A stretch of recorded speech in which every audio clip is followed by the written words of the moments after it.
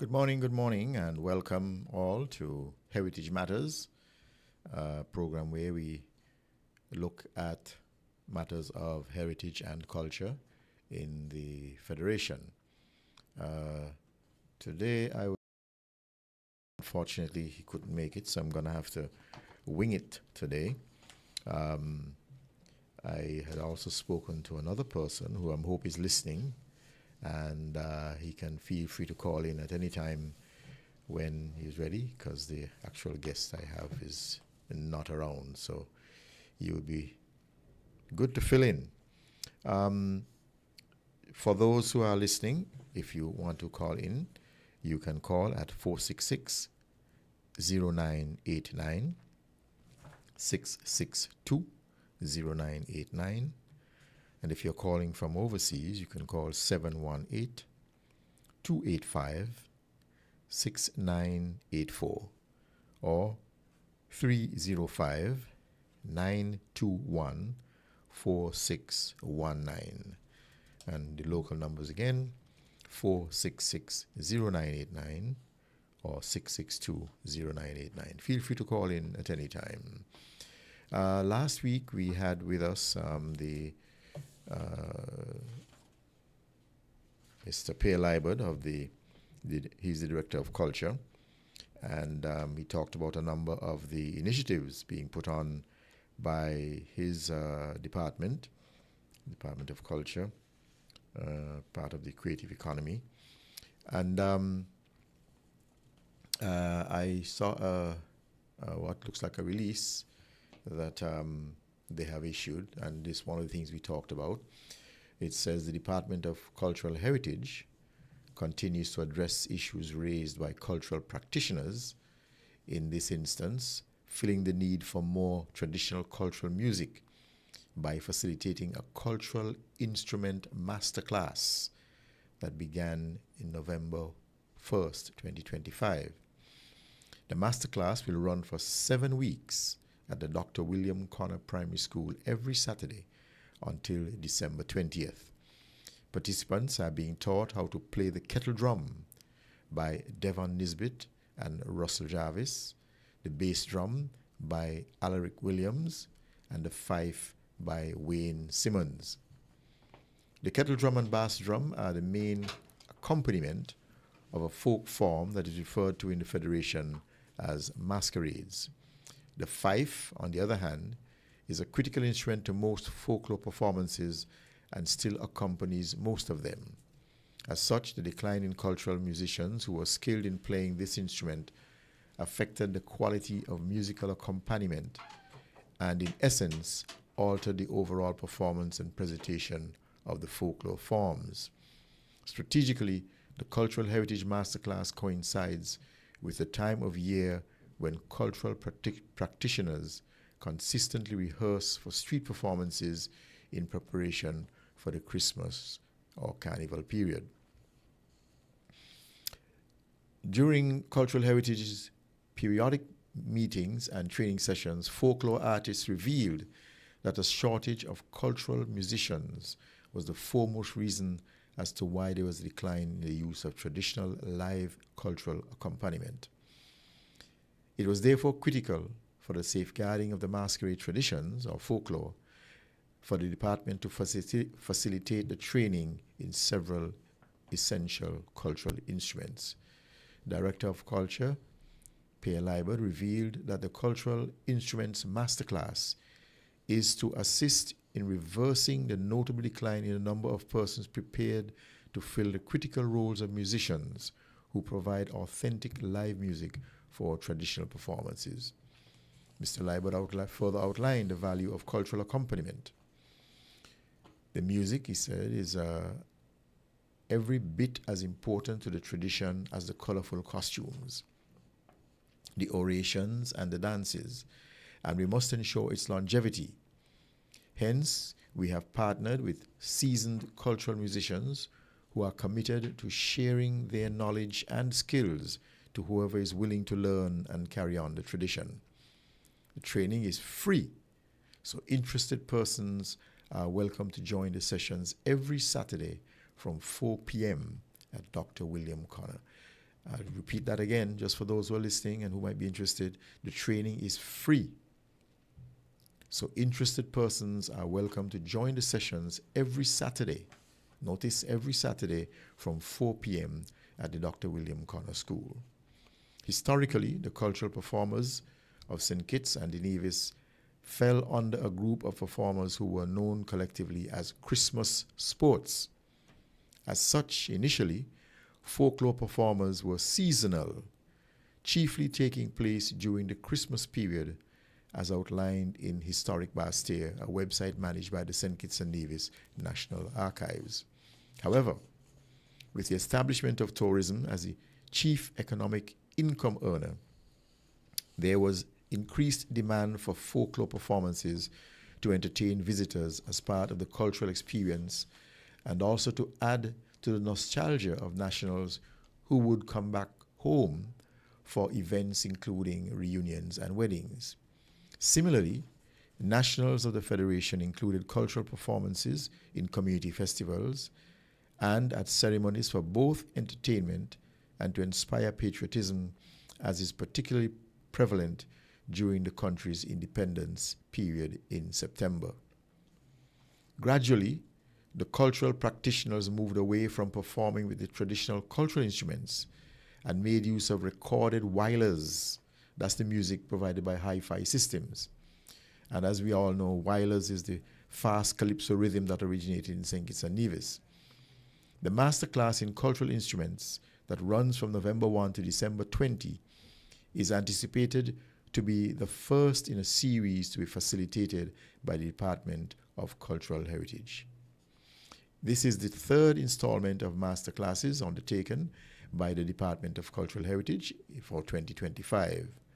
A stonework masterclass on the Master Roosevelt event was held January 27 to February 1, while a metalcraft welding masterclass was held from May 29 to 23 on the Joseph Jam Matthew. So that's a little release from the Department of Cultural Heritage of St. Kitts dated November 6th. So just a reminder for those who are interested in this masterclass on musical instruments, cultural musical instruments. It's every Saturday from 4 p.m. at the Dr. William Connor School, and it goes on until the December 20th, I think I read, December 20th. Okay, so we look forward to you participating in that. Feel free to go there and learn some of the instruments and help to preserve, revive in the first hand, and preserve our cultural heritage. We'll now break for a commercial. We'll now take a commercial break, and we'll be right back. We're different. We're 98.9. 98.9. Win FM.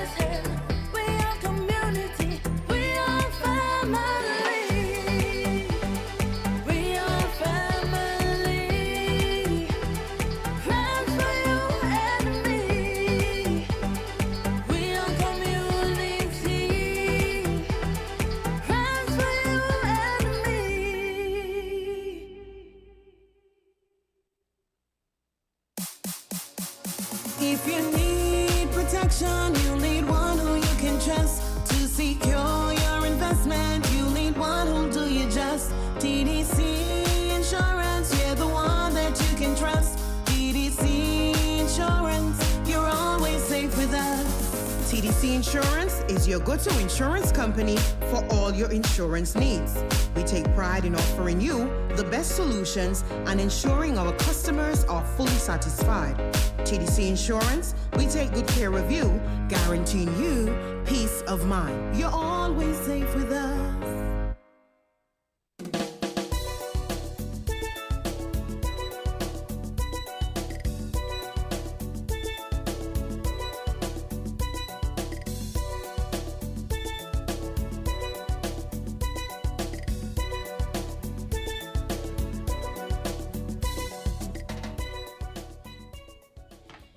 Yes, welcome back to Heritage Matters.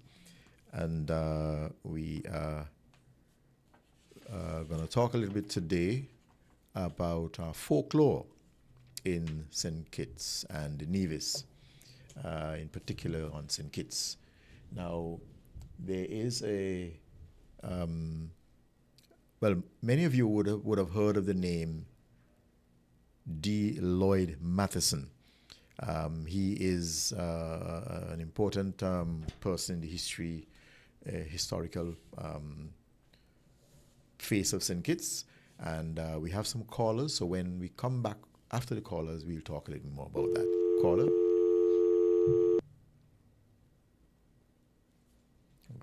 Okay, look as though those callers hung up, but you can feel free to call back as soon as you can. We were just coming back from a break, so I was just trying to move into things, but you can call back as soon as you can. Yes, so I was saying that Mr. D. Lloyd Matheson, he was a very prominent figure. Okay, I think we have our caller again. Caller, good morning. Hello, good morning. Yes, good morning.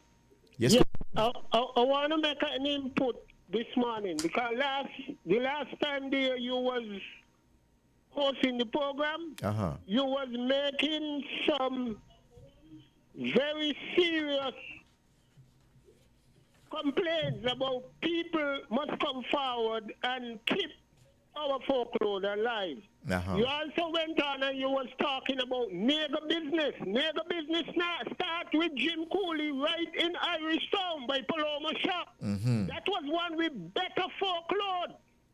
But I want to let you know, the boss, that for what I have seen going around here with the folklore, where people disrespecting the clown suit, the labor should have been here because I was trying to get in to the last show, but you all didn't accept me call.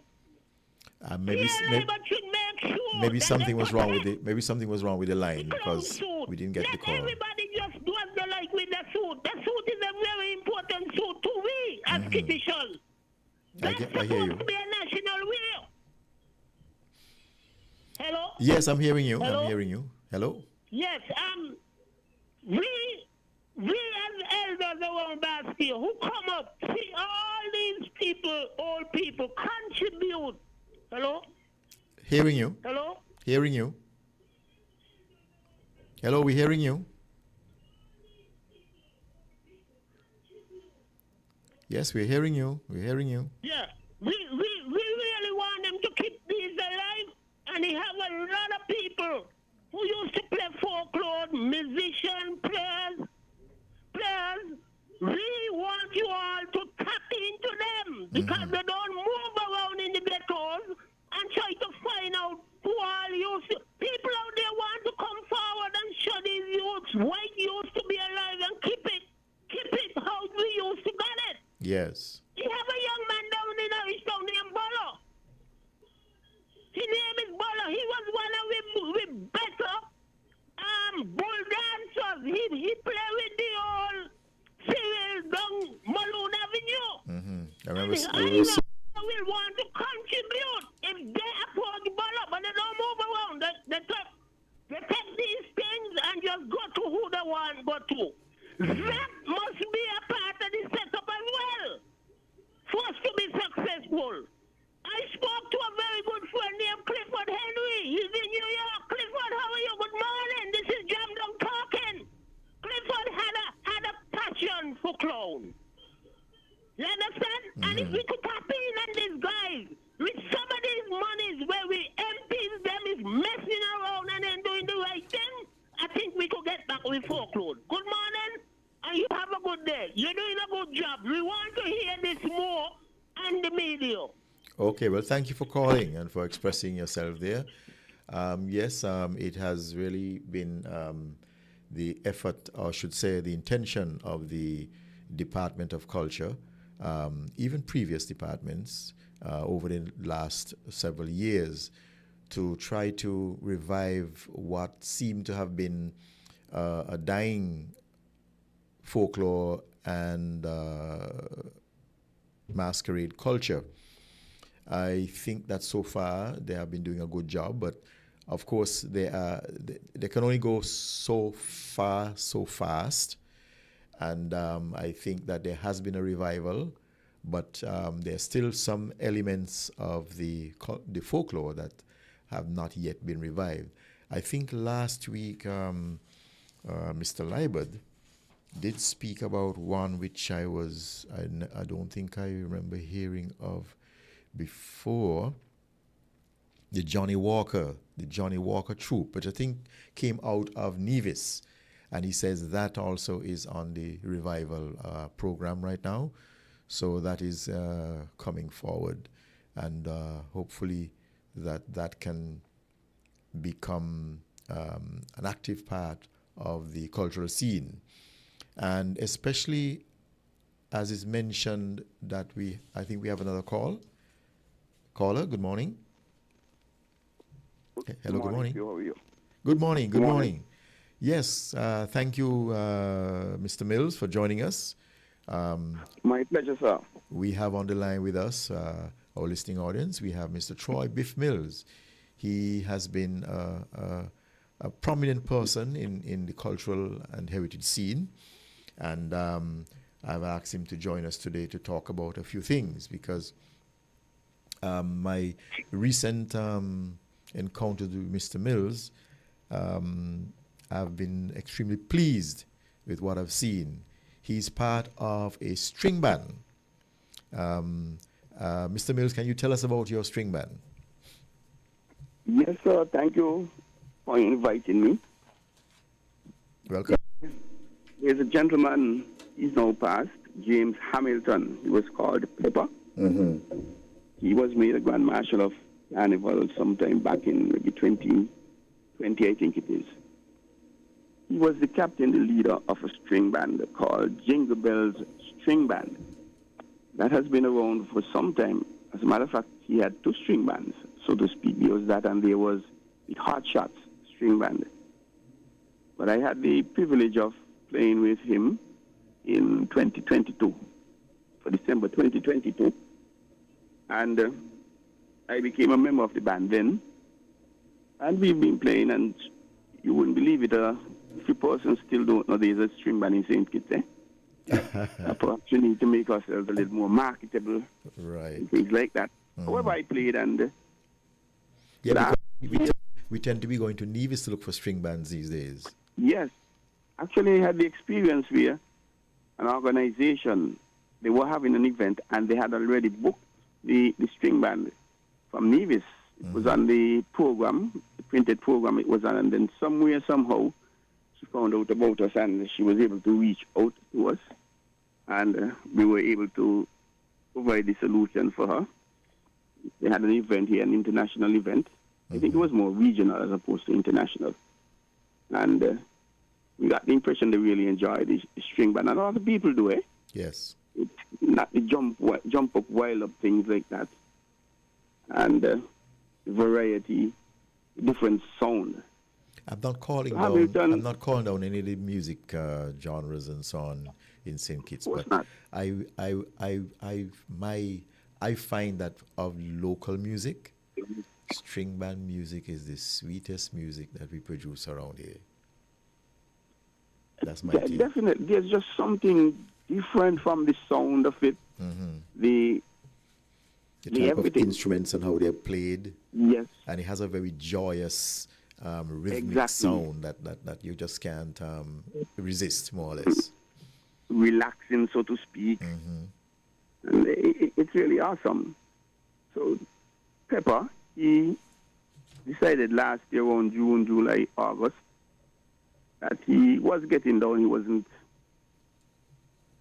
He couldn't be as active as he used to be, and he decided he would have retired. And we encouraged him to stay on a bit, and he did. But he basically said, "Well, I hang up the boots, hang up the banjo, so to speak, in September." And I was given the opportunity to lead, and I am here still. And Pepper passed in February, March this year. Oh, okay. And it was really a sad moment. He was 82, 83 or thereabout. Is that the gentleman who last time, one of the last times you played at Matheson House, was he the guy who sat in the chair? Yes, that's the gentleman. Okay. Yeah, with a very powerful voice and his singing was unique and so fitting for string band. Yes. He knew all those real old traditional songs and so on, and he sang them with the kind of enjoyable gusto that made them exactly. unique. Yeah. Yeah, there was just something, well, you mentioned it, unique about his voice. And it fitted in nicely with the string band. The thing is, because he has gone, and I'm there, and I am trying a thing, I never considered myself a singer in life. I love singing bad. I really love singing, but I tell people I don't believe I could really sing. I open my mouth and words come out, and I stick in key. So I'm trying a thing with it. I'm not certain how long that is going to last. We probably need to get a full-time singer, somebody who could sing. Well, maybe in the meantime, while practicing, because they say practice makes perfect, while you're practicing to get perfect, you can also make sure you have someone in the wings to back you up. That is correct. And but we've been doing a fairly decent job. I would say a very good job. I really like the sound of your string band. Our last gig was for a gentleman in Camps who celebrated his 100th birthday last month. We were honored to be invited to perform for him and the family. The Governor General, she was there, and things like that. So he really enjoyed himself. And for 100, he was pretty mobile. Yeah, I saw some pictures and videos of the function, and I was saying, well, he looks like a very sprightly 100. Yes, he is. And give thanks and may the Almighty bless him that he continues to see a few more years to share all that experience he had with him. Could you imagine that he has been around from 1925? Yeah. That's just after the World War One. That's a long time, eh? Yes. He would have seen so many changes in this world. Telephone, mobiles, automobiles, airplanes. Yes, boats, everything. The Second World War. And the Great Depression and things like that. But so we have been there. We have 7-piece band. We have 2 guitars. I have the privilege of playing one of the guitars. We have a banjo man. We have a triangle or steel, as they call it, a gyro or scratch. And we don't have a bajo, which is an integral part of a string band, but we're using what's the bajo? That long pipe? Yes, long pipe, and we're using a Congo drum instead. The bass here want to provide that depth, and we have a quattro as well. And of course, when it comes to Nevis, there are at least 2 string bands in Nevis. There's the Honeybees string band that went on to Carry Festa and really mash up the place. In the recent Carry Festa August in Barbados. There was a lot of talk about that. Yes. Yeah, they really made a big hit in Barbados at Carry Festa. Indeed. Can you hold 1 second for me, please? Sure. Yes, so the Honeybees, they appeared at Carifesta 25, and they really made St. Kitts really popular, along with the other great acts that St. Kitts had on. I think we had some folks on here shortly after, and they told us how, people were really impressed by St. Kitts' presentations and were looking for where they were, wherever they were, to make sure that they saw their next presentation. Okay. Yes, and they really turned it up, eh? Yeah. The dressing, the music, energy, the songs. And it reminded me of 2019 when we went to Carifesta in Trinidad and Tobago. There was a masquerade group out of Nevis. Is it Dynasty? I can't remember. But they really turned it up, and they sort of set the pace for the performances of St. Kitts and Nevis after, because they were the earlier ones out, and they just took Trinidad by storm. So all the other acts had to lift up and follow it. And I suspect it's something similar that happened with the Honeybees. And they really, the Deputy Premier of Nevis plays with them. And, okay. He really has fun. He likes it. He dances around, he's smiling, and you could really see him enjoying it. So I seem to remember seeing him there, and I thought he was just simply filling in, but I didn't know he was a regular fixture. Yes, he is a full member of the band. Oh, nice. And he has been for some time. He loves his culture. He actually dances masquerade too. Okay. The Honorable Eric Evelyn. Yes. And when I say dance masquerade, not try-a-thing dance masquerade, really dance masquerade. He has his own outfit and things like that, which he has invested in. And he loves the culture. There's another string band, Sugar Hill. I think there's a Sugar Hill string band in Nevis as well. And they had a song with Delhi Ranks for Culturama a few years ago. And wonderful band as well. And something about Nevis and the numbers, they have a membership of about maybe 10, 11, 12 players, similar to the Honeybees. And for Carifesta Day, at one point I saw them using tubahos, and I couldn't understand it. It's to give the depth, especially. Yeah. We were invited, sorry. Go ahead. We were invited to play for the Clowns, St. Peter's Clowns, during CPL. So we had to beef up our instruments. We were actually using 4 guitars instead of the regular 2. I remember seeing you all we were walking around the ground. Yeah. And that was a very pleasant experience. We give thanks to the organizers of CPL for inviting us to do that. And we are thinking about increasing the variety of instruments as well. And some persons may remember a string band with a steel pan. He played. That was the same Jingle Bells string band. It was a gentleman, Mr. Huggins from Tabernacle, somewhere over there lodge. He actually played the steel band. So instead of the singing, there was the steel band that was doing the lead for the song. Okay. And of course, there's another variety of the steel band where there's the fife.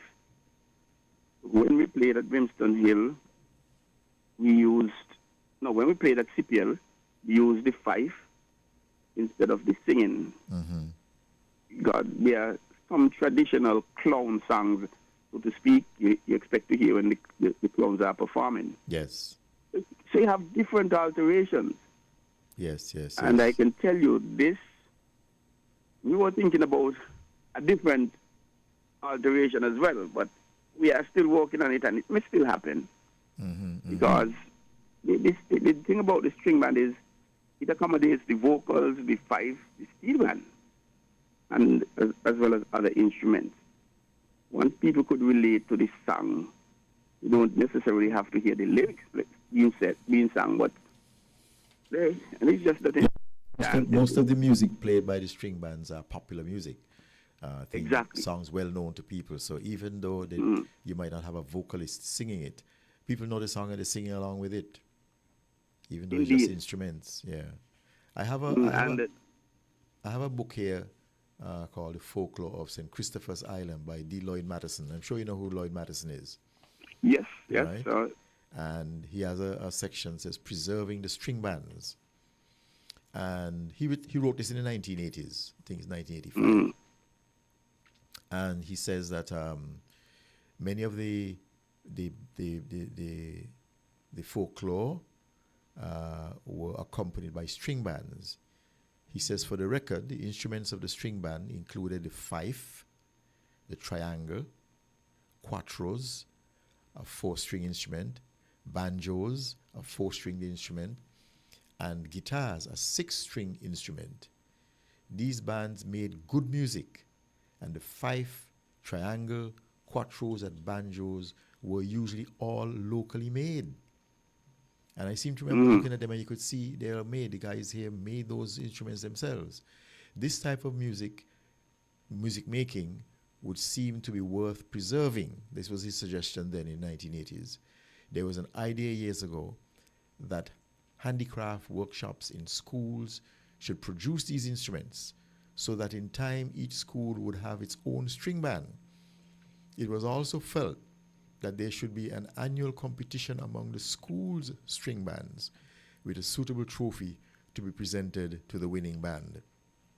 Today, we have to face the fact that the old masquerading was virtually gone from us and that there was nothing that would revive it to former splendor.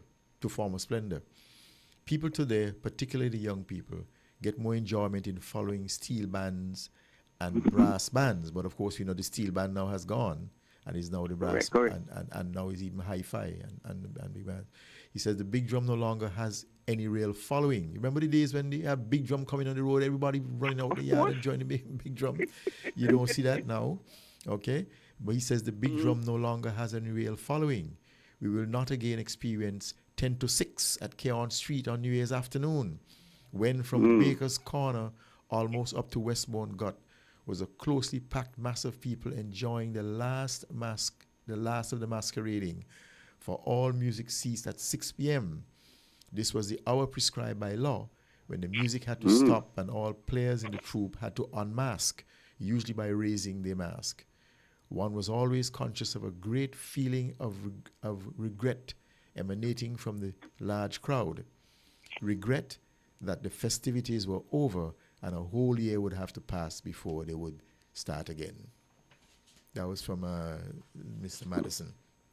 And I remember you talked about the Nevis string bands.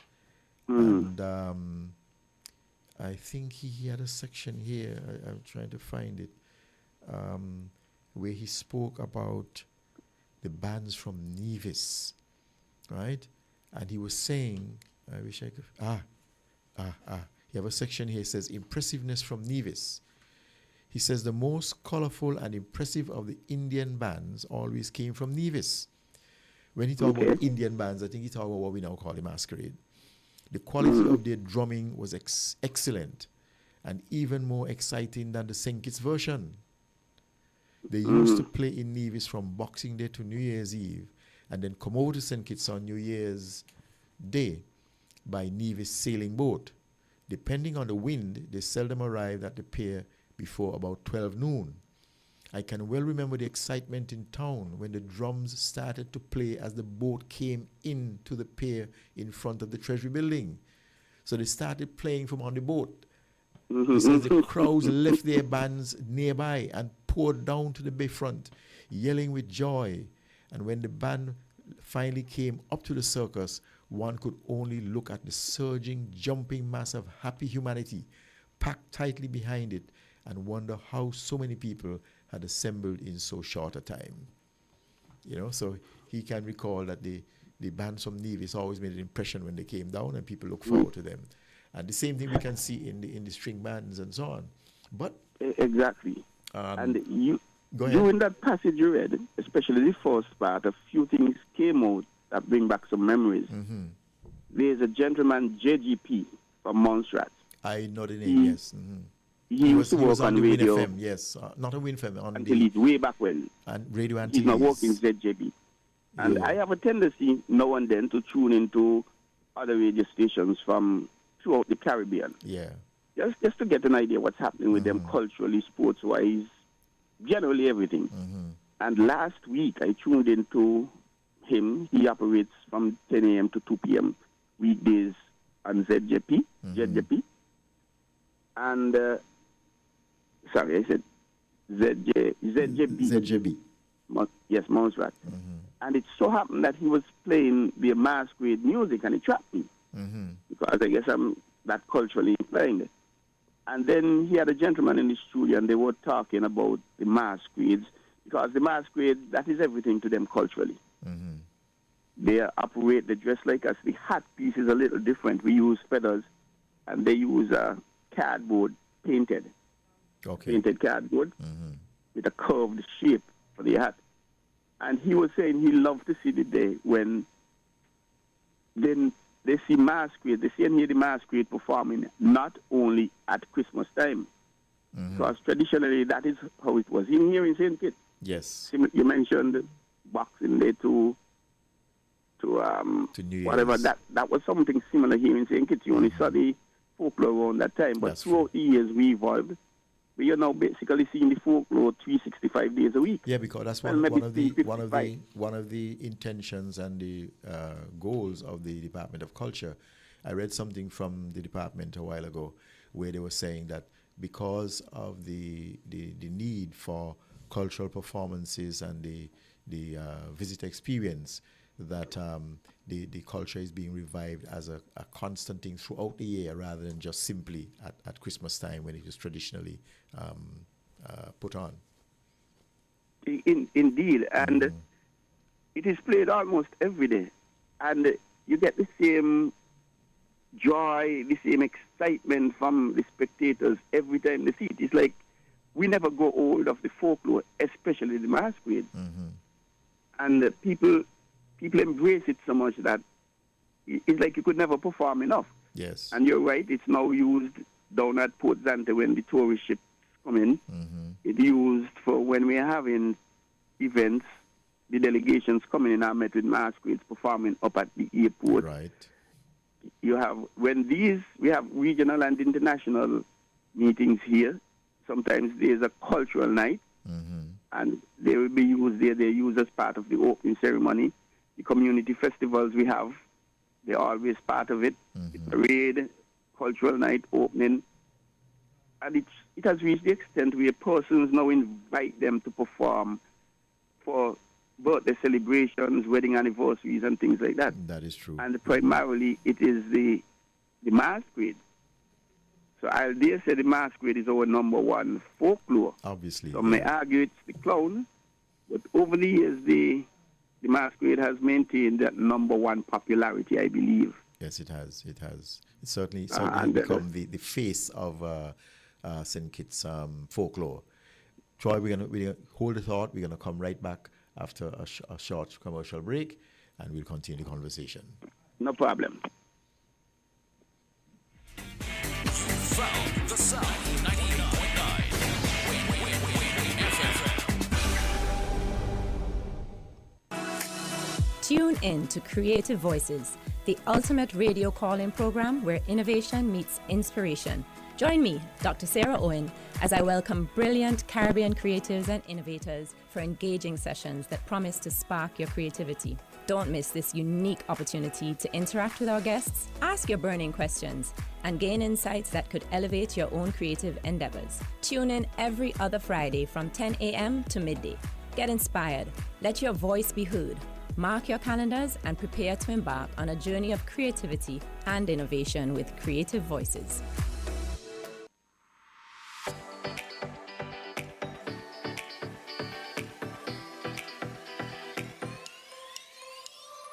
Run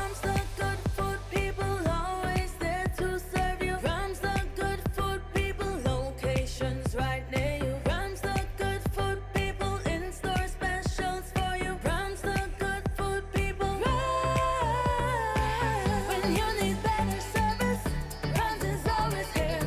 Better value, better prices, Rams is always here. Rewarding your loyalty, Rams is always here. We are community, we are family.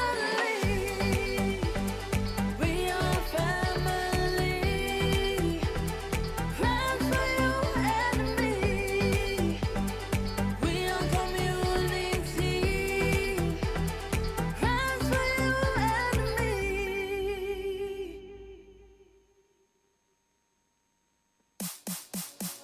If you need protection, you need one who you can trust to secure your investment. You need one who'll do you just. TDC Insurance, you're the one that you can trust. TDC Insurance, you're always safe with us. TDC Insurance is your go-to insurance company for all your insurance needs.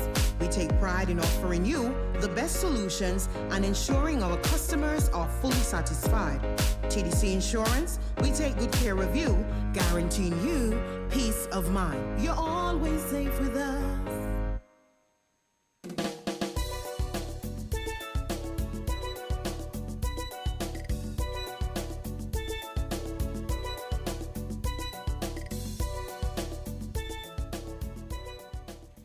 Yes, folks, we are back. Troy, we are also back with you. You were talking about the masquerades being the leading performers in the folklore tradition. Continue. Yes, they are. And I think it's the same big drum again. And I remember the big drum you mentioned when the Nevisions came down. And there's an argument where in the Federation the masquerades originated, whether it's in St. Kitts or Nevis. Oh. I think the general, yes, over the years, I think the general, the consensus or the majority decision is that it was in Nevis and it came over to St. Kitts. And of course, maybe some older heads from way back when could enlighten us. But there always been that consensus. And I think why it's perhaps the number one folklore is because of that big drum element, the big drum, the kettle, and the fife. And as Pierre said last week, Friday, the current director of culture, that they are having a workshop. I think it started Saturday last. Yes, I read something out on it. It's called the masterclass, cultural instrument masterclass. Began on the 1st of November, and it continues until December 20 at the William Connor Primary School. I really wanted to go. I actually have 2 fifes. I bought 2 fifes for myself from a gentleman, Mr. Henville in Nevis, and I wanted to go. I told myself I'll schedule that, put that in the program, but I haven't been able to find the space for it yet, so I guess I'll have to go until the next opportunity. Yeah. But the big drum, the kettle, which is a bass drum, and the kettle. That's one of the instruments they're teaching at the workshop, yeah. And the kettle, the bass drum, and the fife. Yes. I'll encourage adults to go, and I'll also encourage them to send their children. It's important, like Mr. Matheson says, that continuation. Right. And I don't remember coming across that book. But when I was director of culture, even before I became director of culture, I was aware that there are certain aspects of the culture or cultural heritage that was dying, especially in the music. And we actually bought some banjos and quattros and fifes from Nevis. And with the intention of having, I believe in bending the tree when it's young. Yes. So the plan was to have these sessions for primary school children. And that was one of the intentions that Mr. Matheson mentioned 40-something years ago. Yes. A competition between the schools. Yeah, to promote. I believe in competition. Competition always brings out the best in anything. It brings out the best, and most times we do things that we are not aware that we can do when we compete. That's right. And that in itself, the analyzing, because you'll have to analyze the situation, the other competitors, and devise a plan how I'm going to beat them. It's not all about how I train or how I practice or whatever. So it brings out the best in an individual. So that was the plan. And bending the tree while it's young, we went down when I was director of culture. We started a drumming program in preschool.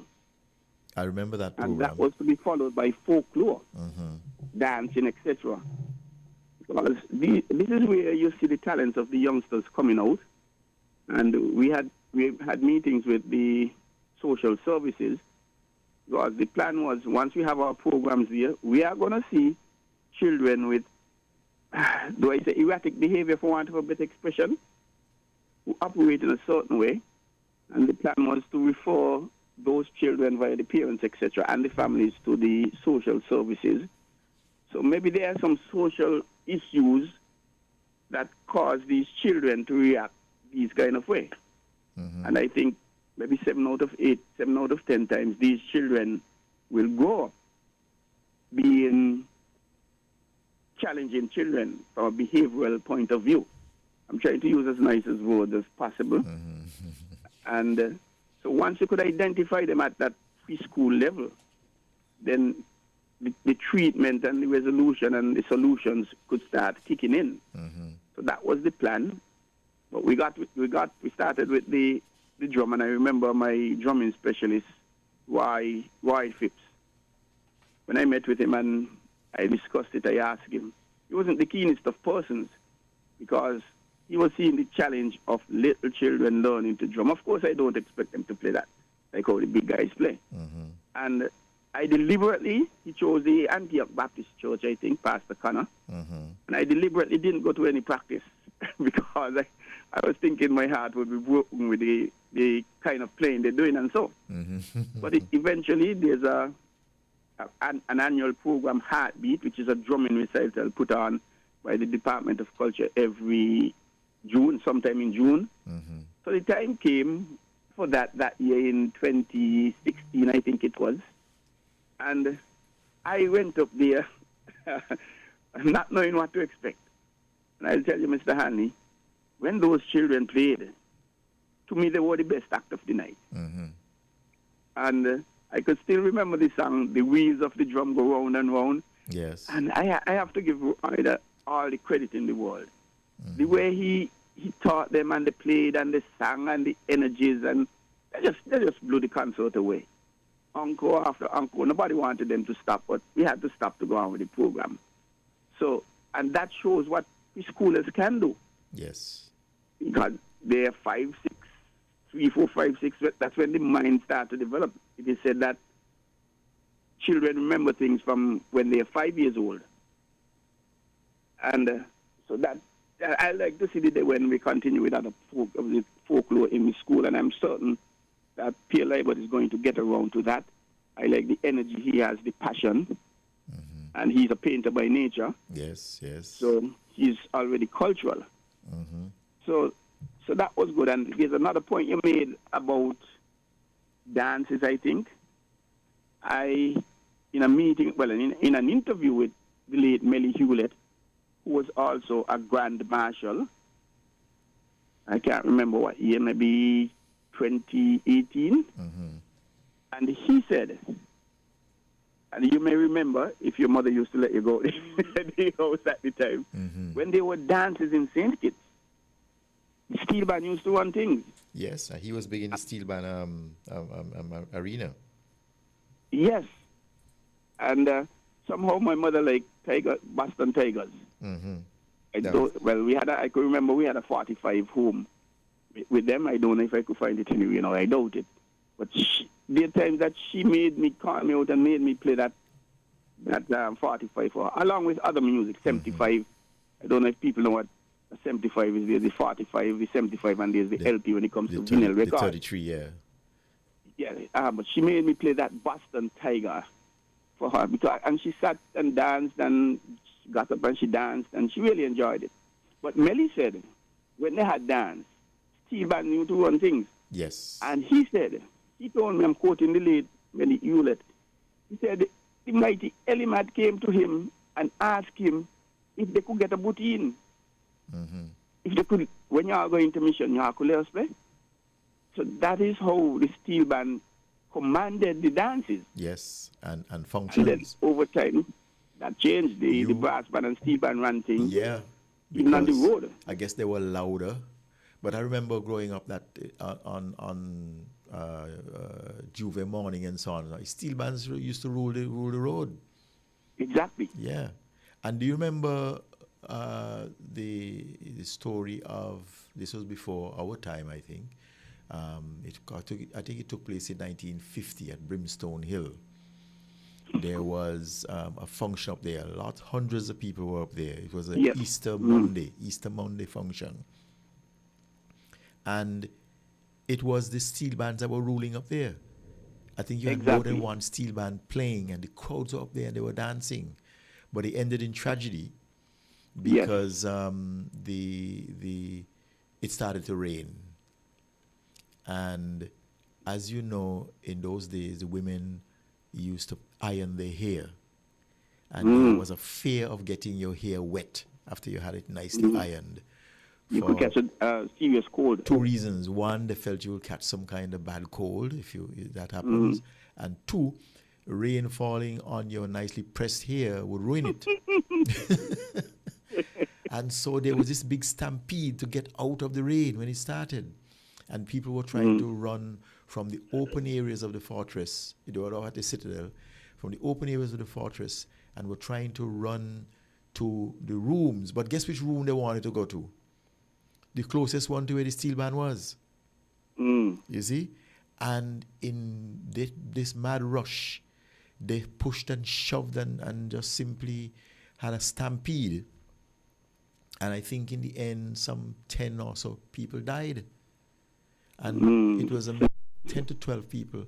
And I think that the majority of them were actually children. They were children 5 years old and 7 years old and so on that died in the stampede. They just got crushed, you know. And I think that might have been one of the things that might have started to get people a little nervy about the steel band. But I think that recovered, because I can remember in the 60s and 70s and so on, and maybe even up to the early 80s, the steel bands still commanded the road. But after that, once the bands now started to step in and step up, exactly, it pushed them out. And then we had a sort of dearth of string bands after a while, because the string bands were so replaced that steel bands kind of went out. People stopped playing steel band because they found they weren't in it anymore. And so it's only afterwards, I think Melly Hewlett was one of those who led a drive. He used to teach steel band in school. They led a drive to try and revive the steel band playing and bring the steel band back, and I think that was successful. I think one of the things that may have contributed to that surge of the steel band as well was the Hainsmith Youth Club, I think it was, back in maybe the 90s. They had a steel band camp, a summer steel band camp. And there's a gentleman who's now deceased, the late Earl Boots Jones, EBJ. He, I don't know what the arrangement was, he conducted the camp, maybe with a few local persons. And I think that contributed in part to the resurgence of steel band in St. Kitts, so much so that there was an all-female steel band coming out of his camp. And from then, they were the current steel band champions, EBJ Harmonics, because some of them, well, I don't know the full story.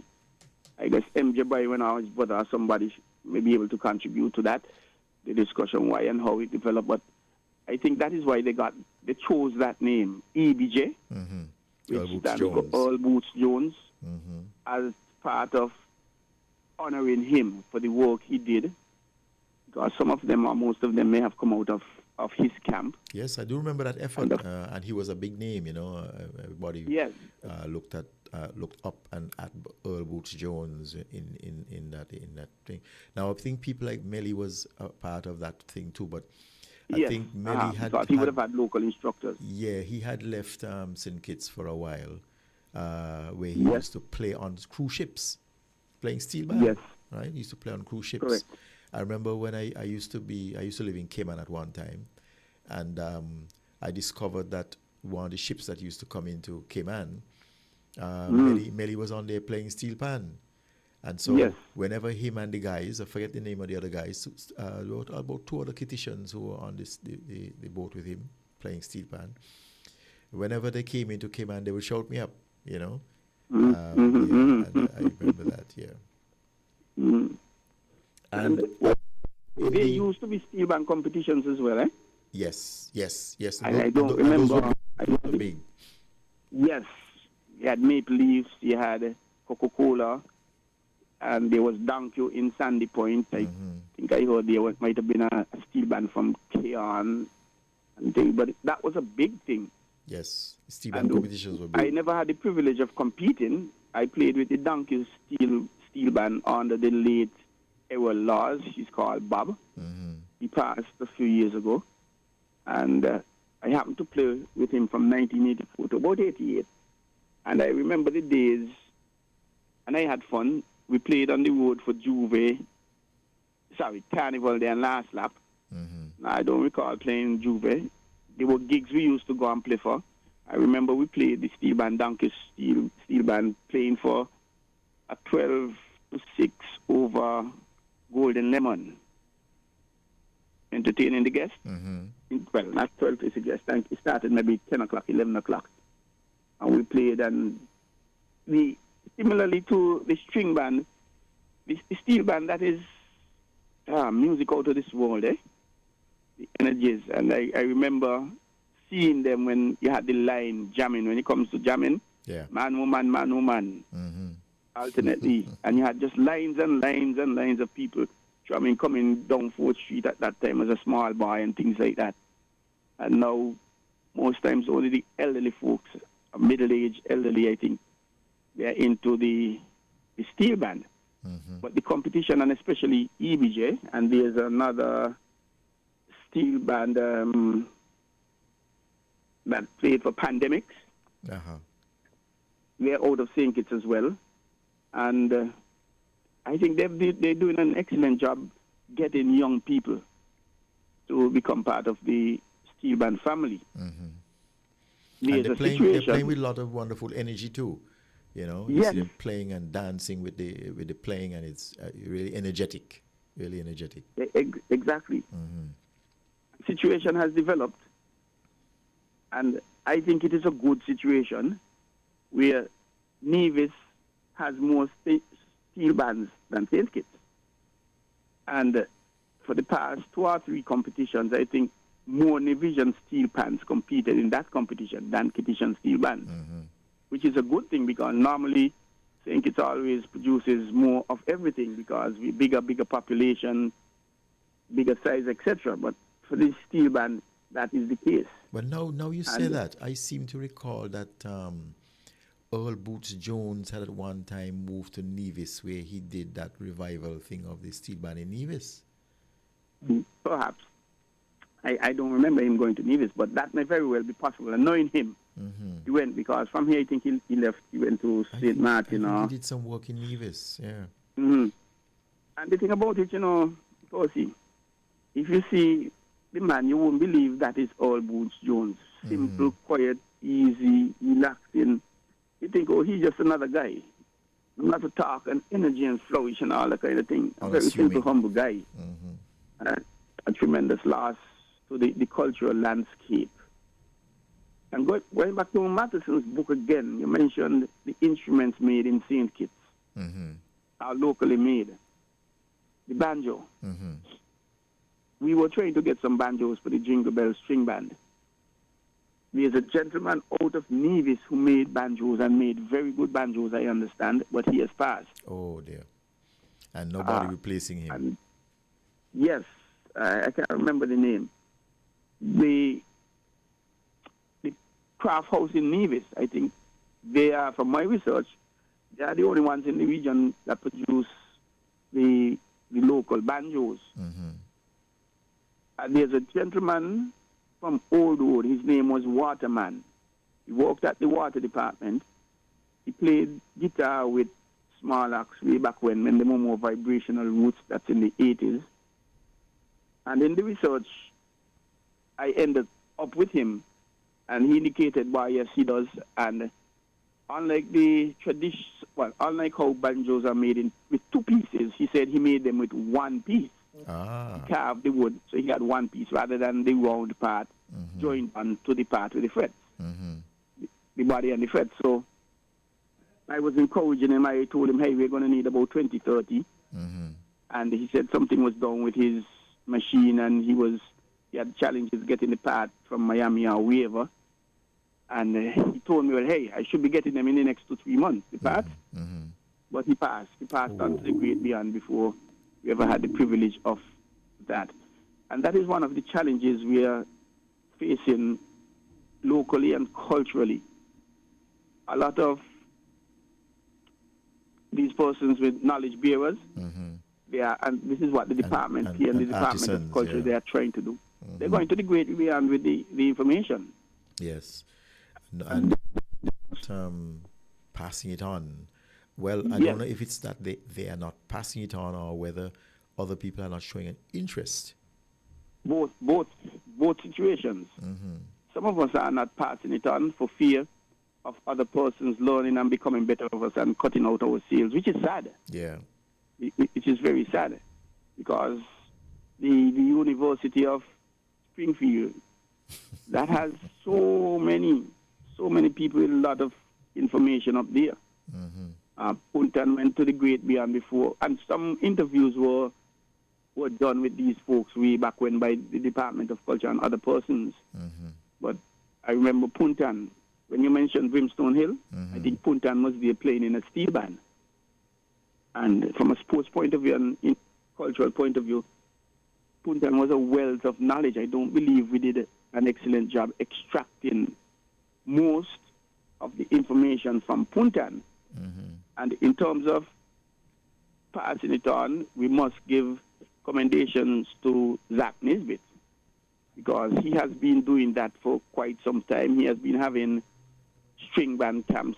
Some I don't think he had any this year.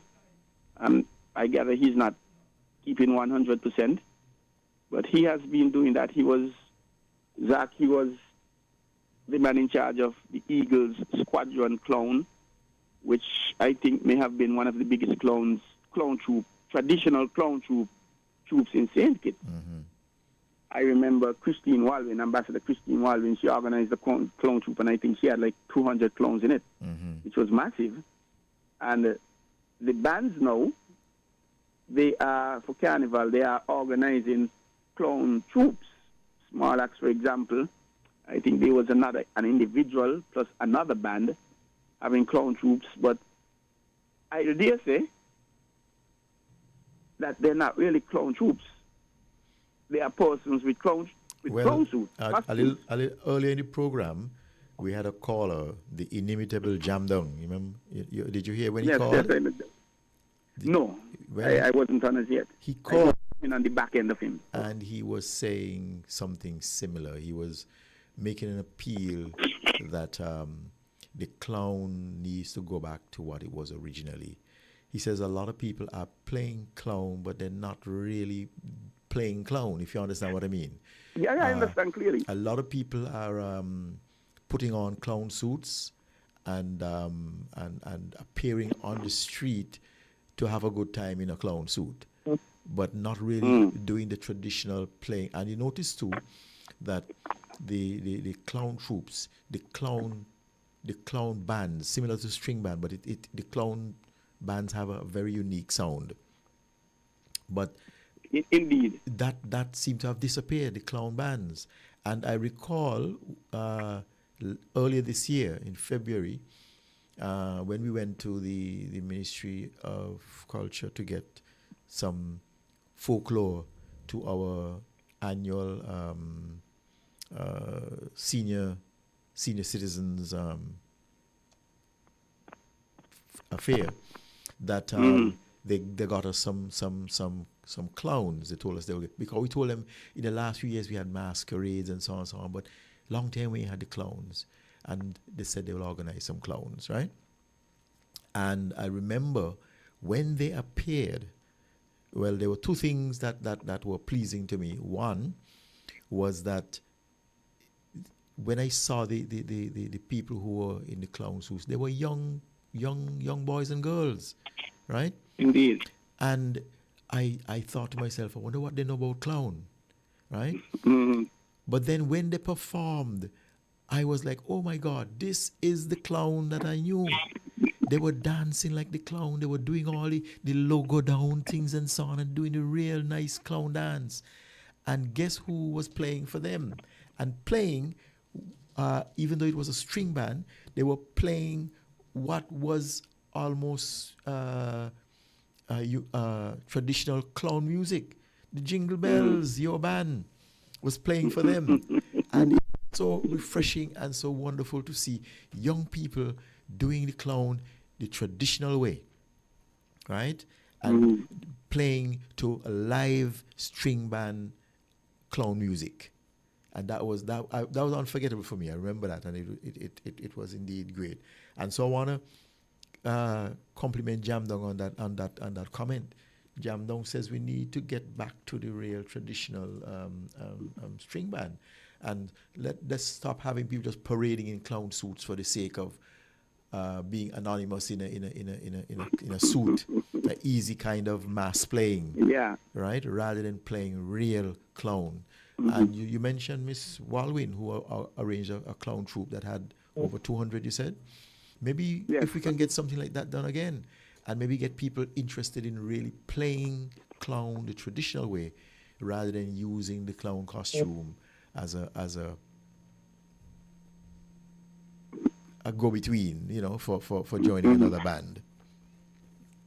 I'll tell you, Paul, this clown thing and people with clown costumes, it has evolved to a point that I didn't expect. You're now seeing half a clown suit. Yes. That is, you're seeing the pants element. You're not seeing the top. Mm-hmm. So you might see somebody in a regular T-shirt and the bottom is that of a clown suit. Mm-hmm. These are being made locally here. Oh, really? I think how that came about, a lot of people, the clown suits, they are a little warm. See, all the folklore, because of what all they have, these capes and the skirts and things like that. A lot of cloth. Yeah. So it tends to keep you warm, and you do a lot of perspiring. Mm-hmm. So a lot of people used to take off the top and tie it around the waist. They would pull down. Cause it used to be one suit, but they will pull it down to the waist and let the rest of it hang down. Yeah, I remember seeing that. So some person somewhere came up with the idea, okay, suppose you make the suit with just the pant element, not the top. And that is being done now, and it's becoming very, very, very popular. Oh. So you're going to see a lot of people with T-shirts and just the pant. They no longer have to wrap the top around their waist. It is a good thing, but it's also not a good thing, because there's something that if you repeat a lie often enough, it becomes the truth.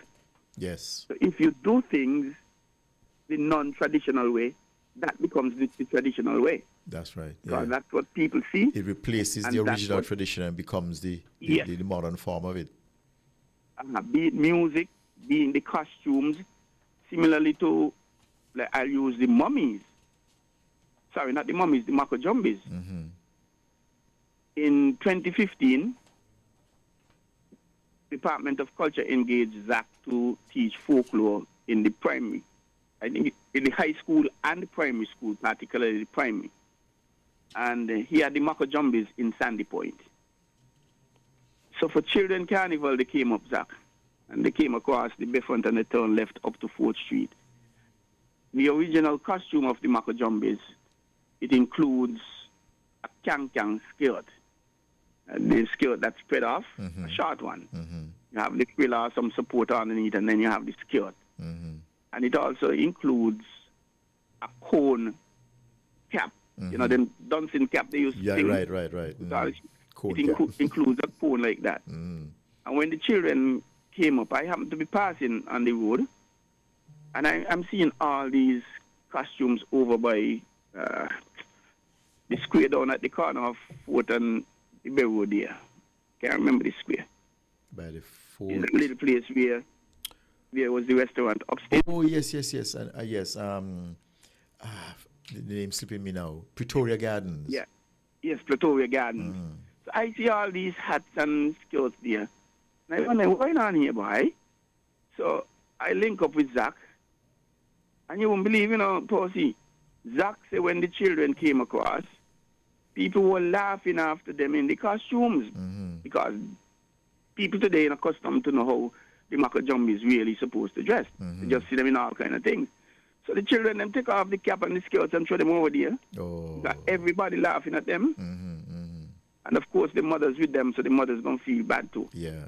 So I say that as an example of how tradition changes.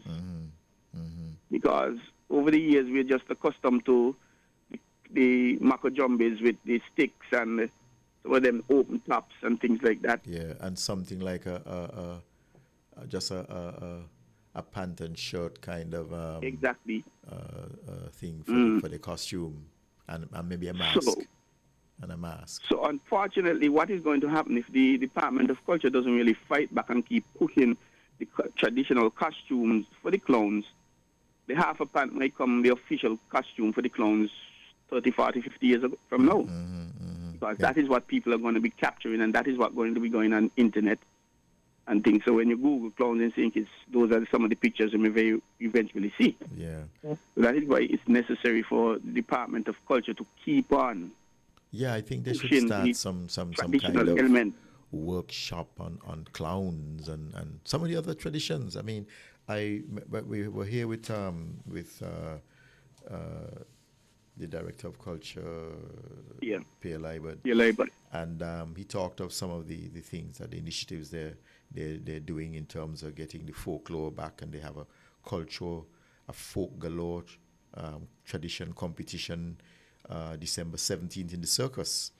That's one of the things they're going to do. There's this thing where they're trying to UNESCO for intangible cultural heritage. And so a lot of the things that they want to revive and bring back in. He mentioned things like the Johnny Walker troupe. You ever heard of the Johnny Walker troupe? Yes. And that comes out of Nevis.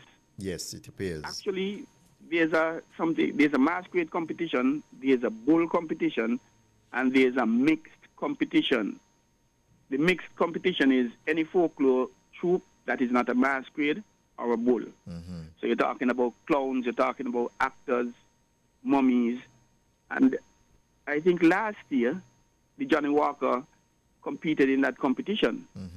They're down the square, and they came out of Nevis. I think they were dressed in black and white, black bottoms, white tops with the faces painted white. And these are more, in a sense, you have at least two types of folklore. You have the storytelling type of folklore. Right. And you have the dancing type of folklore. The dancing would be like the mummies, sorry, not the mummies, the masquerades and the clowns. They are dances. Of course, you have the performances type of folklore, like the actors. The actors. There's no necessarily and the bull. The bull. Long time ago, the bull is a story. Yeah, you had the Nancy stories and yes. What do they call it again? Nigger business. Nigger business, and that is something that we try to bring back. Zach, we used the Vorchild's high school. Sorry, the Vorchild's primary school back then. Nigger business. That was one of the folklore that Zach worked on, and I must commend him highly for the work he did. Because at one point we had about 8, 9, 10 mixture of high school and primary school. We were teaching folklore in them. And Giant Despair, that's another one, which again is a story similar to the mummies.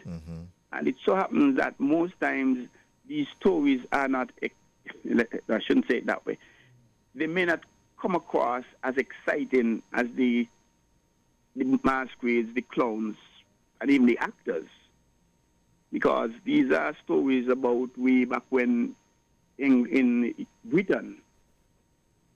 The bull is an original story that created on the Belmont estate here in St. Kitts, over in the St. Paul region. But the thing about it too with the folklore, Percy, they have, should I use the word evolved? Yes. They have become more commercialized.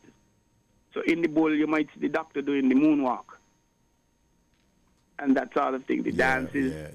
When you ask the doctor where he been, if you ask him today, he might tell you, boy, I learned my trade in Ukraine and Russia and Israel and Gaza, incorporating more current events. Yes, that people can relate to. So, yes, which is the commercialized version of it. And could you blame them really? More excitement, more tips and things like that. If they mention the original narrative, people might wonder where is that or what is that or what they're talking about. Exactly. So I think they try to bring it a little more to the present. Which is creative. And out of Nevis, well, there's the giant despair. There is David and Goliath, which is a biblical story. Yes. And there's actually a folklore with that we didn't do. There's the Japanese girls. And all of those are Mr. Madison's book right here.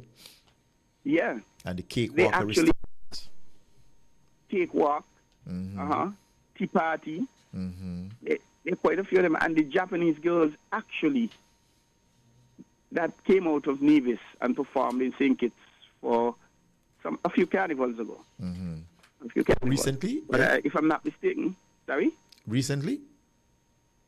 Maybe about 5 years ago. Oh, that's recent, yeah. We had, it was something we called cultural, what did we call it again? Really, Folklore Avenue. That too has evolved now. But we held it up at 17 degrees. I think that might have been during the COVID era, 2021, maybe 2020, not 2022, either 2020 or 2021, with the limitation for Carnival. They came up and they performed up there at 17 degrees, and they came out of Nevis. And if I'm thinking correctly, they were all part of the clown troupe. The clowns were just the dancers you see now. Japanese girls were part. And of course, I'm hoping that it'll be okay to invite persons who are listening to call in and build on the story, or even correct me if I'm not saying it the right way or the right thing. You're free to call in and contribute to this discussion. Yes, and the numbers are 4660989 or 6620989. Indeed, and Nevis Cultural and Development Foundation, I know they're working on bringing back this culture. The chief executive, the executive officer, Jerome Rollins, he's been doing a tremendous job with them. And there's a lady, Meloni, out of Nevis as well. She actually has a degree in the cultural areas. I can't remember exactly what area, but she was the director of community affairs in Nevis. And she was using her office and her degree to actually revive cultural elements in various communities as community projects. And I think that is where the Johnny Walker came out and the Japanese girls. Okay. And there's quite a few other folklore that I've never ever seen in my time, and maybe you may not have seen, but they exist, and over the years they faded away. Yeah, I've heard of but haven't seen the Japanese girls. Exactly. But I've read about it in Mr. Madison's book. And it sounded like it was pretty interesting. Why it's gone out. There's another one I'm remembering, Bad Cook. Never heard that one. And that is one, if I'm not mistaken, as a little boy I cite. I think it might be related to the nigger business, but it was like relating stories. And somewhere along the line, people hit you in your head with cardboard. I guess there's the medical concern about that today. Back then, that would not have been an issue. And I think it dealt with chatting your business. Things that may have happened throughout the year, especially recent times. Maybe it might have been somewhat similar to the nigger business. I'm not sure now. Which one of them? It sounds very similar, Yeah. You talk about, oh boy. Yeah. The sportsman boy, Posey Hanley boy, before. Yeah. And it was humorous. It wasn't meant with any malintent. We have a call coming through right now. Hold a sec. Oh boy. Caller, please call back. We were just about to take your call. Please call back. Yeah, go ahead, Troy. We welcome the callers, of course. Mm-hmm. And what I find in a Posey, as much as we love our culture, people don't call into the program as much as when you have the controversial and the political discussions. I make that comment all the time. But at the same time, when I'm walking around, and people see me, they say, I listen to your program, it's very interesting, love it, exactly. and so on and so on.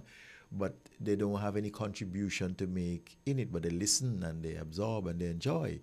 But if we were to now talk about something controversial or political, we have another call coming right now. Caller, good morning. Good morning, sir. Good morning. How are you doing? I'm fine. I like to hear about the culture. I remember the good old days of growing up small, but remember they used to have Plat the Ribbon to me here talk about the one. Oh, yes. That was usually around Easter time, wasn't it? But no, it used to be in the carnival time too. Yes, they used to do it, yes. What do they call it now? And the Maypole. It started Japanese, with yes. It started with Maypole. Yeah. Mm-hmm.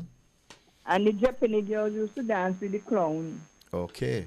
Well, you see, she remembered that well. One thing I would like to keep our culture. One year I'm thinking every year during Carnival, and one New Year's there on the top of 4th Street. Mm-hmm. And when you listen down 4th Street, they got different sets of music. The culture thing right off. So during Carnival time, please play local music on the road.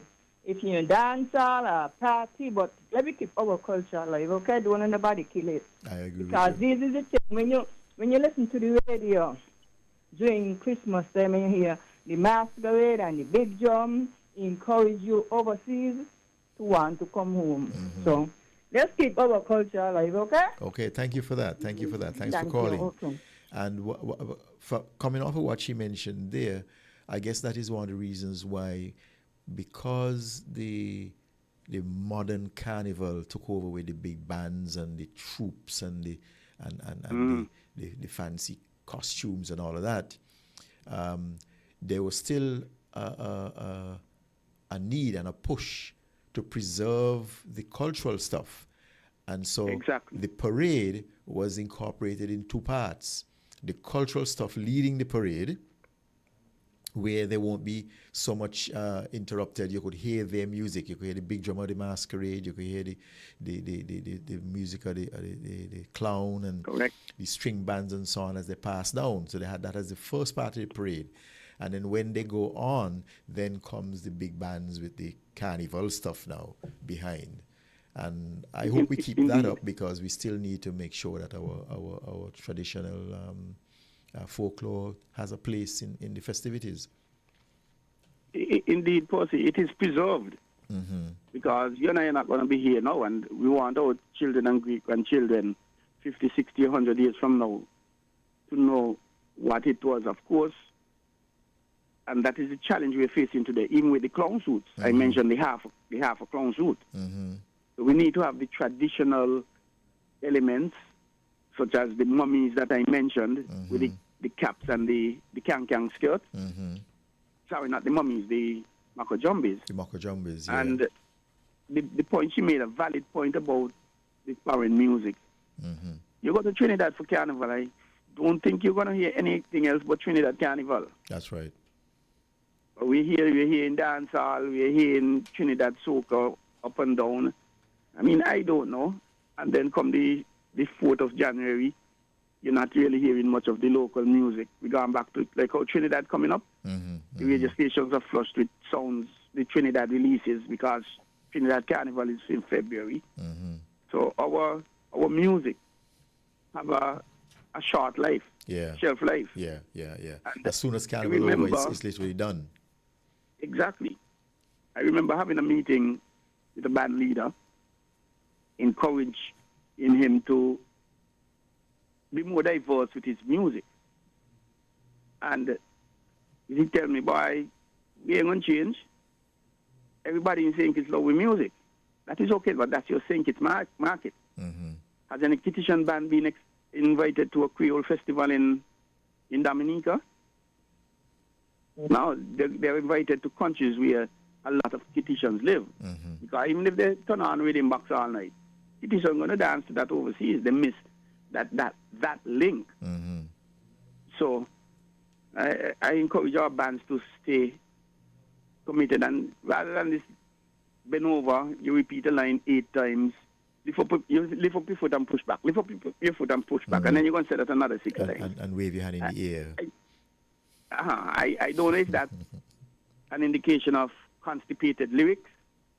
They're not thinking, but yes, I am of the view, Percy. Maybe lack of creativity, they were just following what the last hit was saying rather than trying to find their own new catchword or catchphrase. That is my view. And I'm also of the view that the Kittitian public, the dancers, the partygoers, they're going to eat whatever menu you give them. So if you give them a menu of solid music with lyrics, they're going to gravitate to that. Rather than just this bend over, lift up your foot, let me get you pregnant and all kind of things. But the lady, we really appreciate the fact with that she mentioned the plait the ribbon. And you're correct. I know it to be performed around Easter time. They call it the maypole. Yes. I don't know if because it stemmed from the fact that Mayday, where there were a lot of fairs around the island, you would have seen the pole, the plait the ribbon there. So Mayday you're going to see the maypole. But that had evolved a little, and it has been used all over. And again, I must compliment Zach Nisbet, because we had him doing that in one of the schools, the primary schools, for Carnival. Yes, I remember in a few Carnival parades some years ago, the maypole performance featured. Exactly. The challenge with that is, I don't know how many people in the Federation of St. Kitts and Nevis know how to plait and unplait the ribbon, because it's a specific skill. Yeah. It has to be done in sequence. And there are times when somebody stepped wrong, whether they were late or too early in their stepping and the dancing, or they went under the wrong person. They went under instead of over and so on, or over instead of under. And then you had to stop and try to go back and unravel all of that just by one bad step. Yeah, just to get it right. It looked pretty when it was done correctly. Yes, but when it's done correctly, it's beautiful, very, very beautiful. Whether they are wrapping up, winding up, or unwinding. Beautiful, beautiful. It looks wonderful. Well, let me read for you from Mr. Mattison's book, where he talks about that. He says the British people came in 1623, and they brought customs which have remained with us. The maypole dance, sometimes locally called plait the pole or plait the ribbon, is a good example. He says the British always celebrated May Day, the first day of the 5th month of the year, which their poets and writers frequently call the merry month of May. This custom goes back into their prehistory. The maypole was said to be a sacred object in the culture of the Druids. It was part of the celebration of the coming of spring and a time of general happiness and rejoicing. The maypole would be erected in some public place, trimmed with ribbons, garlands, and wreaths, and around this the people would dance and sing all day long. A beautiful girl was selected to be the Queen of the May, and she would be enthroned in a bower of flowers and greenery while the people of her court sang and danced around her. There were other customs that may be British in origin, and one has to wonder whether these may now be included in our folkloric catalogue. Okay? So he talked about it here, and as he says, it's an English traditional thing. And you actually find many of the things that we have done. The mummies, the masquerades, and so on, were a sort of combination of British tradition and African influence. Exactly. The masquerades, they include a European element as well. Yes. They have at least two dances I'm remembering. There's the waltz. The waltz, the quadrille. The quadrille, yes. Yeah. Those are European influences. Right. And, of course, the clowns, they came out of Europe. Because all the emperors and kings, when he or she was feeling sad, there was a, what the type of clown they call it? The royal clown or something like that. The jester? His job is to be dressed as a clown all day. Sorry, repeat? The jester. Oh, yes, jester, that's the word. And his job is to be dressed there all day from the time he wake up till when he's ready to go sleep in that costume. When the king is feeling down, it is his job to come and perform and bring joy.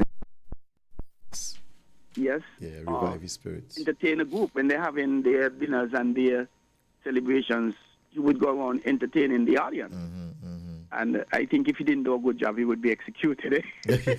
Yeah, that's true. If the jester wasn't performing, no, get rid of him. Get another one. Yeah, put him in the dungeon or something like that. Cut off his head. So the point here, the French governor we had here, situated at St. Peter's Fountain. Yeah. The story is that for one of his celebrations, he brought in clowns from France, I think it was, somewhere in Europe. And, the slaves could copy. They like to imitate. Imitate almost 100%. So they learned the dances and in some cases the language. And these were passed down, and that is why we have them today. Our forefathers would have learned them for various reasons. As a form of rebellion and for showing off that, hey, we're better than you and things like that. And, of course, to uplift their own spirit. And while they were making the masters laugh, they were laughing at the masters. And so these were passed down over the years. And while they were being passed down, some of them would have been altered a bit because some person may not remember. It's like the grapevine. When I come and tell you, Percy, I'm leaving Sandy Point at 10:30, and then I'm going over to St. Paul's, and I'm going to head to Basti, and I'm going over the beach. And you tell the other person, by the time you come back to me, a totally different story. I went Nevis, and I had a bath I was in the bath spring, the hot water spring. Completely different. Yeah. So, it's a similar thing with some of these folklore. And if you listen to some of the masquerade, some of them don't even know what they're saying, Yeah. Only on breast, yeah. Yeah, they don't know what the real words are, but they're just repeating what they think they heard. Exactly. And that is why it's important to document these things. Ramba Katambra, that is why Pierre and his team, it's so necessary and important for them to do that. And when they're having the training, you pass on the original, authentic thing, which will change because they're going to say, oh, that's not exciting, man. I don't like that. But the history and the tradition and the cultural heritage, it's a challenge for us to keep it, Percy, because apart from what I just mentioned, remember there are other cultures coming in. Yes. Spanish music, for example. And we are already heavily influenced by the Jamaican culture. Not only their music, they're singing a lot of bad word and the sexual connotations and things like that. As you mentioned, even the Trinidad culture, because once our carnival is done, we then focus on the Trinidad carnival. Exactly. And it really hurts me. Because I don't blame the Jamaicans coming in here and bringing their culture with them. Because they want to see theirs. And I think similar thing happened with our culture. You probably know that the Bermudans have something that very similar to the masquerades, and they call it Gumbe. Correct. It is reputed that came out of St. Kitts. Kittitians moving to Bermuda carried the masquerade tradition with them there and started a few little differences because, just like you said, the grapevine kind of situation went into play. And they started something there. In Santo Domingo, right? Correct, most correct. A lot of Kittitians also migrated there to cut cane and do stuff. When they went over there, they also carried some of their traditions there. Okay? And so we have carried our cultures other places that influence them. And I guess there's a certain amount of that happening in the reverse. Other people are bringing in their culture and setting it up in our area. Let's break for a commercial break, and we'll be back shortly. 98.9 is Win FM. This November and December, it's triple the fun at Hosford's Furniture and Appliances and Ashley Furniture Home Store. Shop on hire purchase during our triple cashback season and get triple cashback coupons for free groceries. Plus, a chance to spin the wheel to win every Friday. Join Sugar Bowl live in store as 3 lucky customers each week spin for fabulous prizes. From flat screen TVs and small appliances to housewares, free groceries, and much, much more. It's excitement, rewards, and comfort rolled into one. Triple the cashback, triple the prizes, triple the fun. Only at Hosford's Furniture and Appliances and Ashley Furniture Home Store. Hosford's, where style, comfort, and savings live.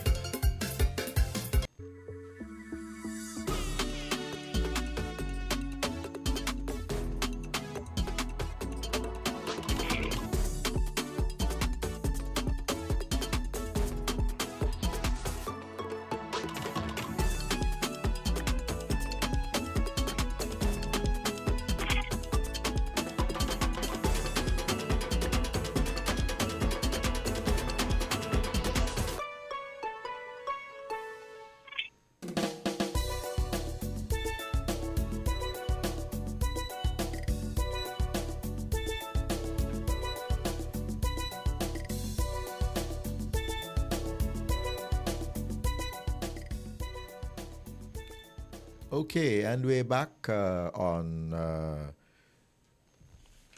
Heritage Matters, and we have a caller on the line. Caller, good morning.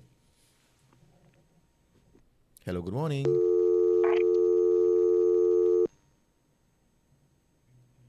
Yeah. Okay, that caller left, but you can always call back, caller, please. We were on a commercial break, so please call back. Yes, Troy. Well, see, you know what I feel bad about is when I'm hosting shows or even like this, persons calling and we miss them. Yes. By the time we get to them, we're hearing that so that we have one beep, calling beep, in. beep. We got one calling in, so let's get them before they disappear. Caller, good day. How are you doing? Yeah, good morning again. So, we like to hear during the carnival on them long time road match, Ellie Match, Star Shield, and all of them. Mm-hmm. When I want to hear them, I'd have to tune in on Rally Rascal every Saturday.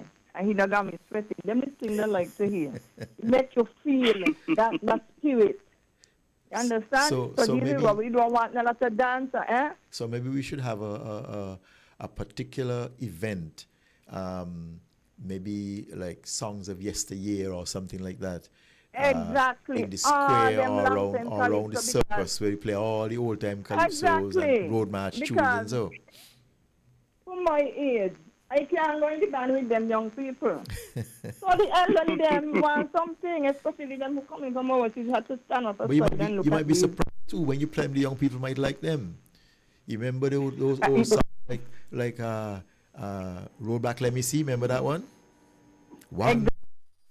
And they don't know them because they never hear them. And this then is how the Kitishans dance. Yeah. And, exactly. So. And Big Turkey kill the small turkey and... Oh, yes. Ellie Matt, Lily, Shang Shang, and all them things. Them make me feel good. I want to hear some of that during the carnival. So, wait till later than pass it on. Carnival yes. organizers will be hearing I this. I don't like to hear these dance and music and 4th Street at Christmas time. That's me. I want to hear our long time Calypsonian road match. Okay? Yeah, that's an interesting thought. Feel a little up. Yes, a good upbeat. Okay? So you have a blessed one. Try for you before you go. Yes. A few years ago, for Carnival, DJ Marshall, he was living in New York and he came back to St. Kitts every Carnival. I think he's now living here. He set up his hi-fi somewhere in the Circus, Princess Street region. And he was playing all local music, especially those music from that music, those road march tunes from way back when. That's what perhaps somebody needs to continue that tradition, so our visitors will be hearing that and reminisce. Exactly. This is what me age want to hear. I don't want to hear no boom, boom, bam, bam, them dance and music, Jamaican music. I do not want to hear that during the carnival. I don't want to hear it. I want to hear our local. But secondly, ma'am, somebody I don't know who it is. You're going to kill out. They compile the playlist of all those because the young people them don't know nothing about element them. So we have to keep them alive, okay? Okay. So, gotcha. But before she runs, Percy, right. Somebody compiled a playlist of all the road march tunes from 1971 come up. And it's on YouTube. If you go in and put in probably St. Kitts road march tunes or whatever. Because I've listened them several times because I like to hear them. And when you listen them, Percy, you could see when the dynamics of the music changed from the song's lyrics to what I call chants. Yeah. The songs produced by the bands now, and even some of our artists, to me, in my view, they are chants, more than chants than anything else. And I have a message here. I know the person who sent it a WhatsApp. I know him very well. And I don't know if he'll give me permission to call his name, but I won't. And he's saying, Percy, Japanese girls were a part of the clowns in the 60s and the 70s. I know, because when I played clown for the first time as a little boy in 1969, they were part of our troupe. They faded out early in the 1980s. So thank you for that piece of information, sir. And some persons may want to call, but they may be shy, you know. Yeah, I have a message here also from somebody who says Japanese girls were part of the clowns in the 60s and 70s. I know because when I played clown for the first time as a little boy in 1969, they were part of our troupe. And I think somebody mentioned that earlier, that the Japanese girls were part of the clown troupe. Yeah. I think there was another element. It might have been another element part of it. I'm not certain. But we encourage callers not only to call in, and I'm sure Percy won't mind if you WhatsApp us if you're too shy to call. You send us a WhatsApp, shoot us a WhatsApp, and we'll gladly mention it for you. Because like you said earlier, Percy, a lot of persons out there, and when we go down the road and we're anywhere, they say, boy, excellent program, but y'all didn't mention this, but y'all didn't mention that. Yeah, but they could have called in and mentioned it too. Exactly. So we're encouraging you to call in, and especially with what I've been saying, I don't know it all, and chances I've made some mistakes, said something is wrong or left out part. Please call in and compliment us. We're not going to feel funny about it. That's what we want. Or correct us. Interaction with the public. But we have gone a long way. We have changed so much, evolved. I use the word evolved. And actually, a staff of mine, Percy, told me there's a big difference between change and evolve. Change could be anything, but evolve is changing for the better. Yeah. Which makes a lot of sense to me. So when we hear the word evolve, we think about better and positive things. Yeah, because evolve means you're adapting to new circumstances that help to make things better. And what I'm liking as well, Percy, is to see a lot of children, 6-year-old, 5-year-old, whatever, in costumes at events on Carnival Day and Parade Day. Yeah. And that is one way of passing on the tradition. And I think the schools have an instrumental role to play in here. Exactly. In that. And the model being used for the last few years with Children Parade. Troy, keep talking. I'm going to make a quick move, but keep talking. I'll be back shortly. Keep talking. Okay. With one common theme. And then the schools, they present different elements of it.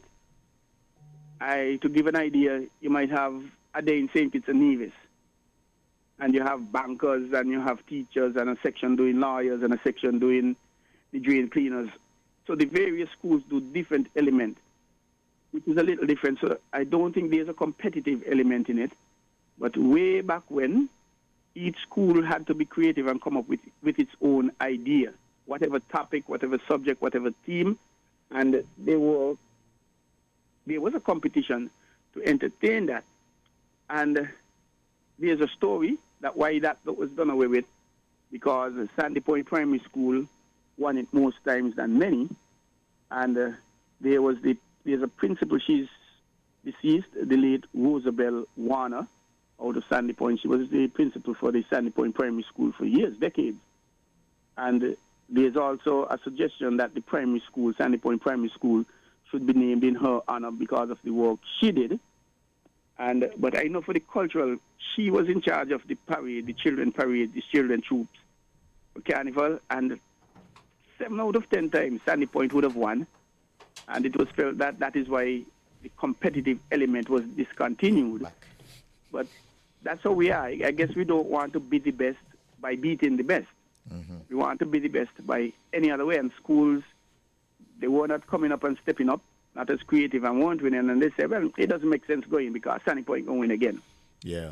I don't believe that's something we find happens a lot. People you tend to say because somebody is better, rather than using it as a way of saying, let us make sure that we get ourselves so much better than we are now that we will beat them. Mm. But going back to Carnival and folklore, when I took over as Director of Culture in 2015, a lot of persons may not know this. When the folklore performed on Parade Day, the 1st of January, if the 1st was a Sunday, obviously it would be the Monday, they were being asked to be up at the school of the village there, Patiala's playfield, from about 10 o'clock in the morning. Yes. And they would have been performing until 6 o'clock, 7 o'clock in the night, maybe later. And they were only being paid $500. Oh. $500 EC dollars per seat. For a group? For both. Yes, as a group. And when you're masquerade, having, 15, 16 people, and you're up there from, let's say, 10 o'clock to 6 o'clock, that's what? 8 hours. That's 8 hours, yeah. When you divide $500 by 8, what do you get? 60? And when you divide that per hour, that means you're only dancing for $5, 6 hours an hour. An hour, yeah. So over time, we at the Department of Culture, we carried it up to $2,500 EC dollars, which I personally don't believe that is still enough for the amount of work and the expense of the costume. An entire clown costume, I think it costs maybe $1,100 EC. The jumper, the costume itself, the mask, the hat, and the whip. You're right, because those things can be expensive. So to give a troop $500, maybe back in the day, maybe in the 80s, that might have been a lot of money, I don't know, but... Yeah, but it has to be revised according to the cost of living and the value of money as time changes. Indeed.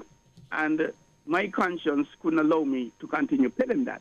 So over time, we carried it up to 2,500 EC. So when the folklore perform on New Year's Day, they get 2,500 EC. When they perform on Last Lap, they get 2,500 EC. And I still believe that it could have gone up a little more because of how times have changed and expenses. It'd be interesting to find out what it is. Yeah, could you imagine you dancing all day in that heavy costume and getting $6, $7, $10 per seat? That can't even buy to write about. Yeah. But the sad thing is, I've understood that for Parade Day, the folklore is not being paid anything at all now. Oh. So from $2,500, we've gone to worse than we were in 2015. Because in 2015, they were getting $500. So instead of getting $2,500, now they're not being paid at all. I don't know if it will change for Carnival this year. I hope it will, because it's not unfair. The first thing you have in the country, anything you want, is folklore to perform. And I remember having a discussion with someone from the financial department, a meeting, a meeting, and I was told point flat that the folklore, they do not contribute anything to the treasury. And it got me offended. I was real offended. Yes, they don't put in money in the treasury like the police when they give tickets or customs when you're coming in. But we've been talking about half of it tonight. Entertainment for meetings and things like that, regionally, internationally. The first people you want you want the folklore. Yeah. At the airport, at the opening ceremony, sometimes at the closing ceremony, sometimes there's a cultural night. You want that. You want that, but they're not willing to pay for it. Troy, Exactly. we're gonna have to cut it out here now because it's now time for the midday news. Wow. So thank you. That boy, thanks for having me. Yeah, and thank you for Sorry I wasn't in joining the me. It's a pity you couldn't make it, but I understand the circumstances. And thank you so much. You've made the program what I was hoping it was going to be. And I am going to come back to you to join us on another one later on so we can continue the conversation. So thanks very much. Thanks to all the callers who called in and to all our listeners out there who were tuned in, and we hope that you enjoyed the program. Do feel free to call in when we have the program, and we'll see you around next time on Heritage Matters. Thank you all. Thank you.